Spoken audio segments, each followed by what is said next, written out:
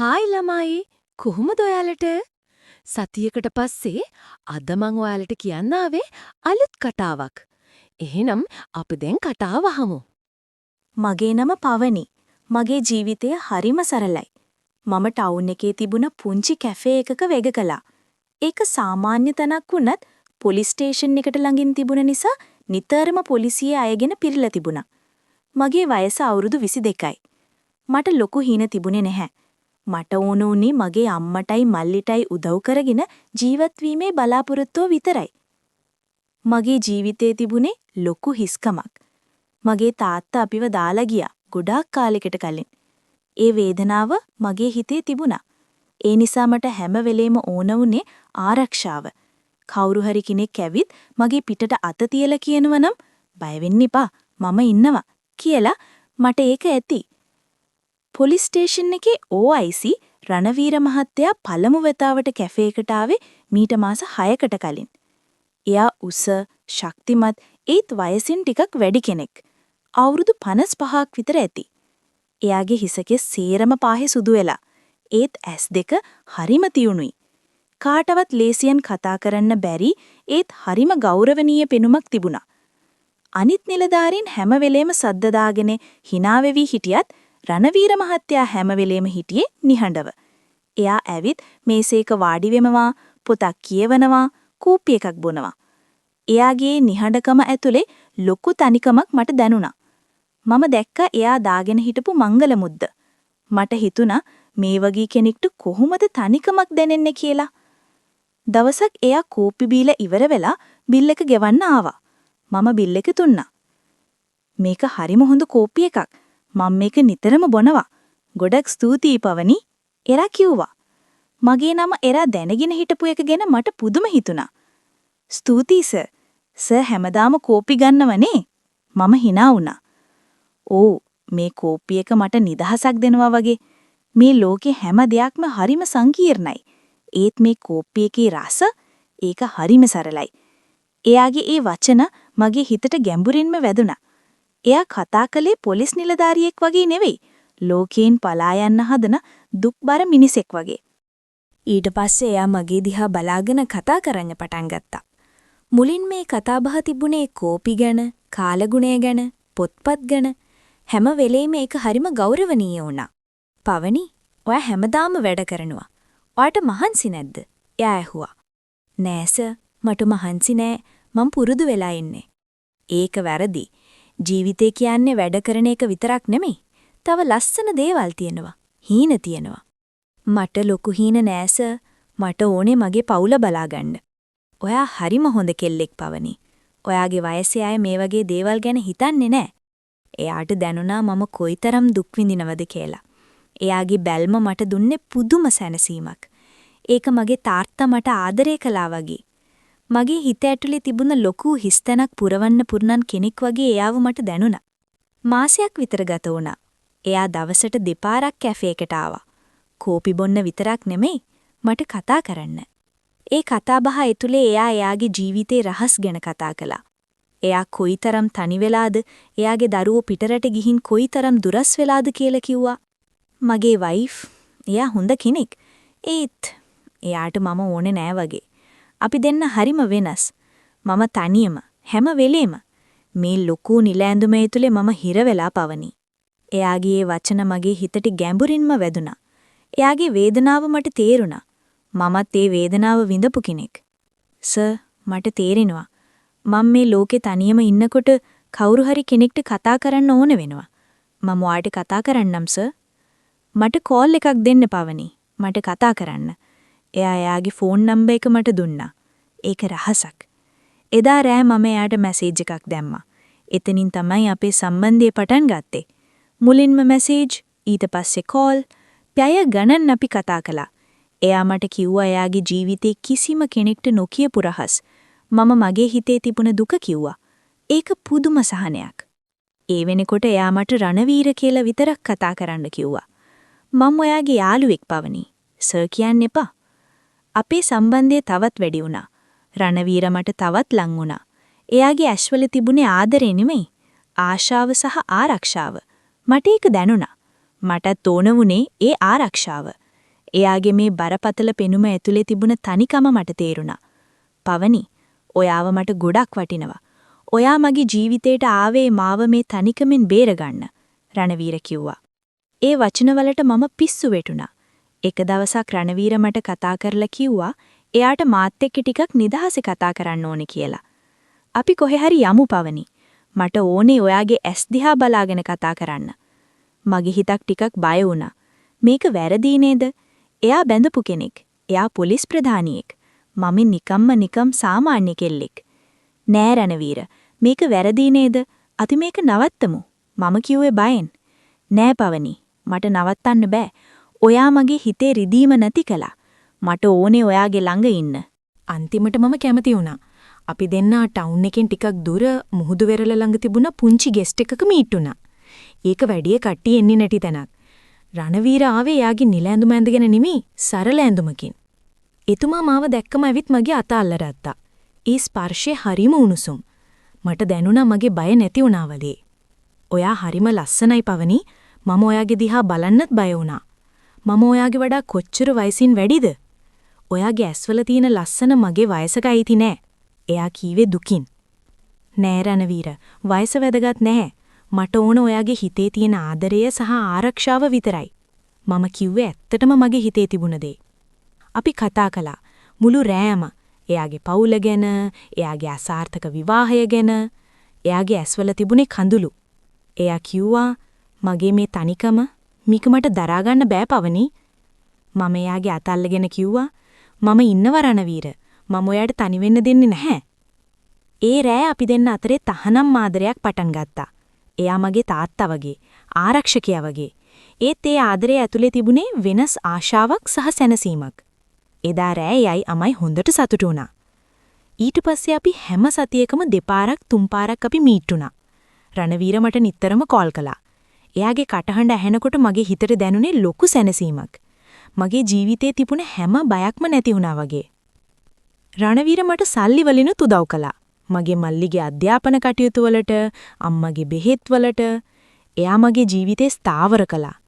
මට හිතුණා මේ ආදරය වැරදි වුණත් මේකින් මගේ පවුලට හරි සතුටක් ලැබෙනවනේ කියලා. අපි දෙන්න හැම වෙලේම මීටුනේ කාටවත් දැනගන්න පුරුවන් විදිහට නෙමෙයි. එයා මාව කාර් එකෙන් එක්කන් යනවා, අපි ලොකු රහසක් හංගනවා වගේ දැනුණා. ඒ බයත් එක්ක ආදරේ තවත් වැඩි වුණා. දවසක් රණවීර මාත් එක්ක ඉන්නකොට මම ඇහුවා. රණවීර, ඔයාට මේ වැඩේ වැරදි කියලා හිතෙන්නේ නැද්ද?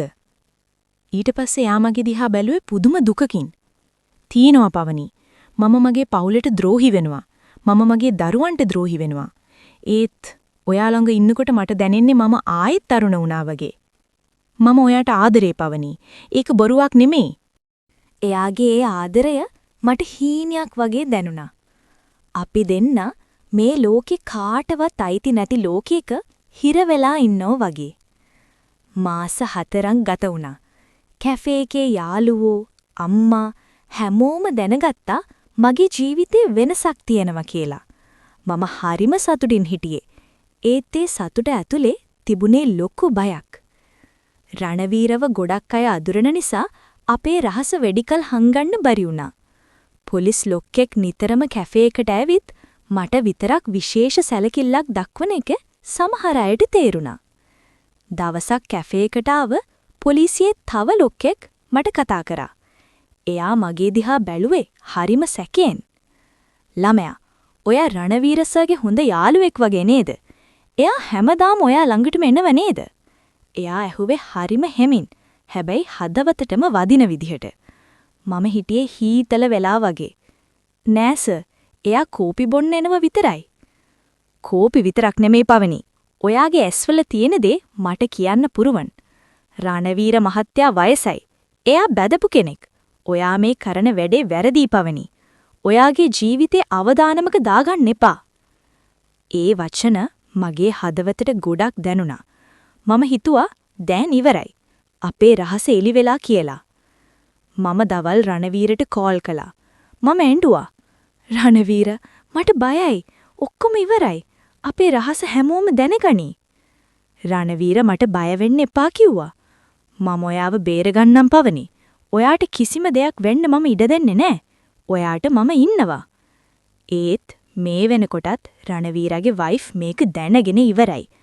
දවස් 2කට පස්සේ මම කැෆේ එකේ වැඩ කර ඉන්නකොට රණවීරගේ වයිෆ් කැෆේ එකට ආවා.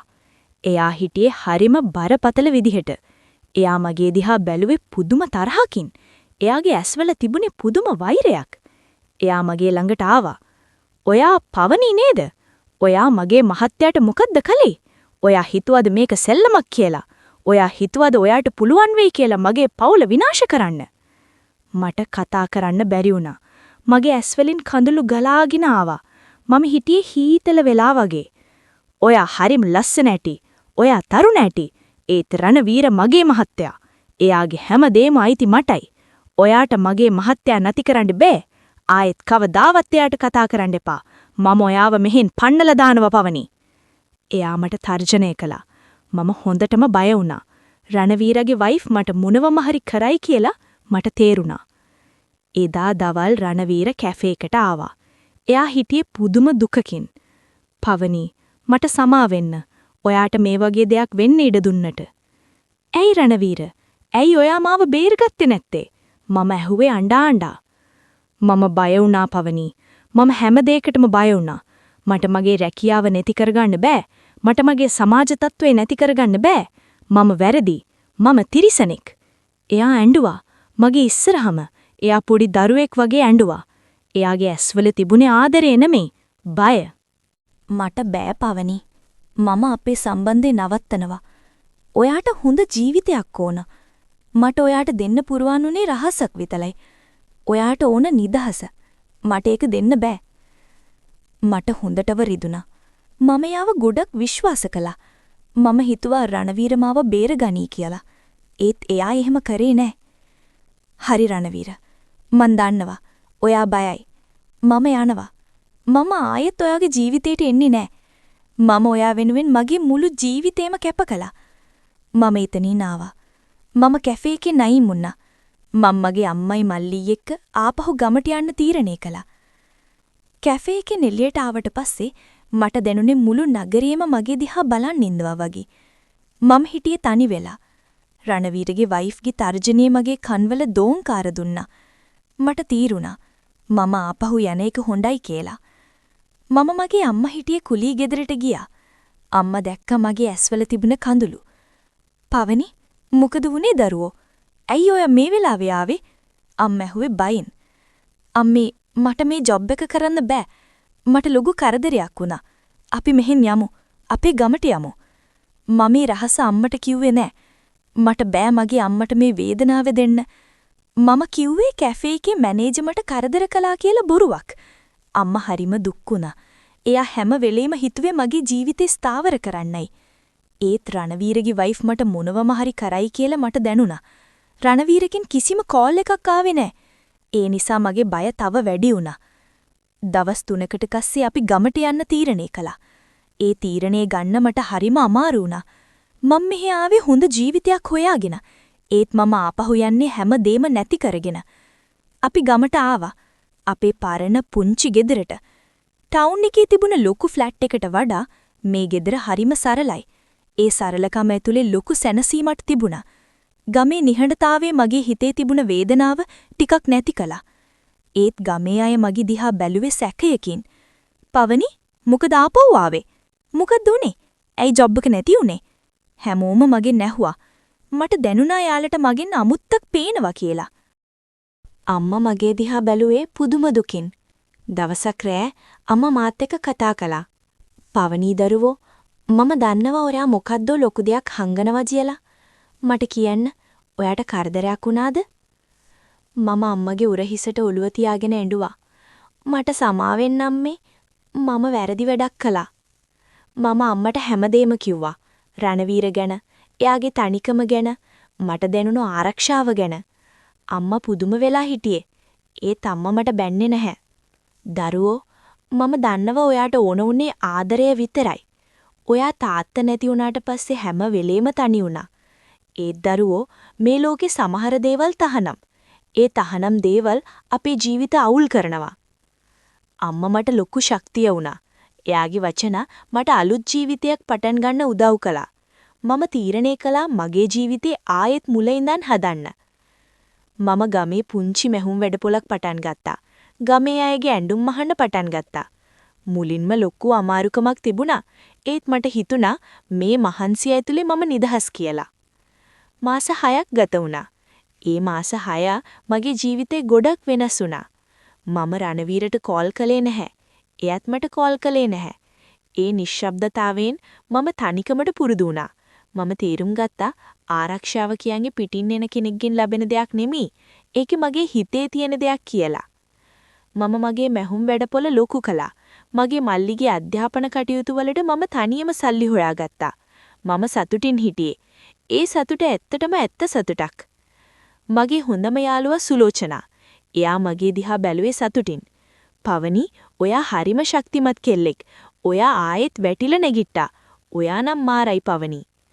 මට ඇත්තටම මම ගැන සතුටු හිතුණා. මම දැනගත්තා මම තවදුරටත් ආරක්ෂාව හොයන්නේ නැහැ කියලා. මම මගේම ආරක්ෂකයා වෙලා ඉවරයි. ඒත් හැමදාම රැට මම නිදාගන්න කලින් රණවීරව මතක් කළා. මම එයාට හිතින්වත් බැන්නේ නැහැ. මම එයාට සමාව දුන්නා. එයාත් තනිකමේ හිරවෙච්ච බයින් ජීවත් වුණ කෙනෙක් විතරයි. ඇත්තටම මේ මිනිහයාට මම හිතින් ගොඩාක් ආදරේ කරනවා. මාස 8කට පස්සේ මල්ලිගේ ඉස්කෝලේ වැඩකට මට ටවුන් එකට යන්න සිද්ධ වුණා.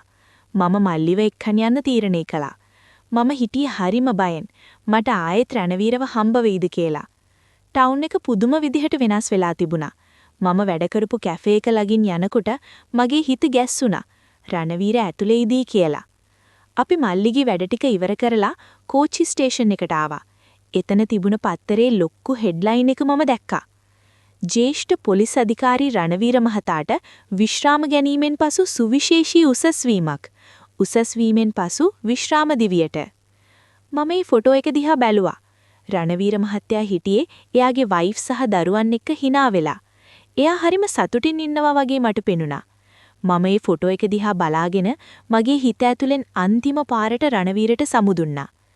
ඔයා සතුටින් ඉන්න රණවීර. ඒ මට ඇති.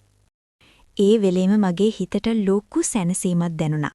මම තවදුරටත් තහනම් ආදරයක හිර වුණ කෙනෙක් නෙමෙයි. මම නිදහස්. මගේ මල්ලි මගේ අත අල්ලගෙන ඇහුවා. අක්කේ, ඔයා හොඳින්ද? ඇයි ඔයා අර මිනිස්යාගේ ෆොටෝ එක දිහා බැලුවේ? මම හොඳින් මල්ලි. මම හිටියා වගේ නෙමෙයි. දැන් මම හරිම සතුටින්. අපි යමු. අපි කෝච්චියට නැග්ගා. මගේ නම පවනි. මම තහනම් ආදරයක පහස විඳපු කෙනෙක්. ඒකේ තියෙන රහ වගේම දුක මම හොඳට දන්නවා. එකපාරටම මගේ ෆෝන් එක රින් වෙන්න ගත්තා. මම බැලුවා කවුද කියලා. දන්නේ නැති නම්බරයක්. මම ආන්සර් කරා. "හැලෝ? කවුද මේ?" "හැලෝ පවනි. මේ මම රණවීර." මගේ මුළු ඇගම හීතල වෙලා ගියා එයාගේ කටහඬ ඇහුනමේ. "පවනි, ඔයා දන්නවද නැද්ද දන්නේ මම පෙන්ෂන් ගියා. මම ලබන සතියේ ඇවිදින්න යන්න හිතාගෙන ඉන්නේ නුවරඑළිය පැත්තේ. ඔයාට පුරවන්ද මාත් එක්ක එන්න?" "රණවීර, ඔයා..." මම කියන්න පටන් ගත්තා. "පවනි, බෑ කියන්න එපා. මට ඔයාව ඕනේ. අපි යමු. මට ඔයාට කියන්න ගොඩක් දේවල් තියෙනවා." එය කිව්වා. මම ටිකක් වෙලා කල්පනා කරා. "හරි, යමු. මම පස්සේ කෝල් එකක් දෙන්නම්." කියලා මම කෝල් එක කට් කරා. මම ටික වෙලාවක් කෝච්චියෙන් එළිය බලාගෙන කල්පනා කරා. මට මං ගැනම හිනා. මම කොච්චර වෙනස් වෙන්න හැදුවත් බෑ වගේනේ. මොකද අසම්මත ආදරයක රහ දන්න මම මේ chance එක අතහරින්නේ නෑනේ. අපි ඉක්මනට මීට් වෙමු රණවීර. ඉක්මනටම මම මටම කියාගත්තා.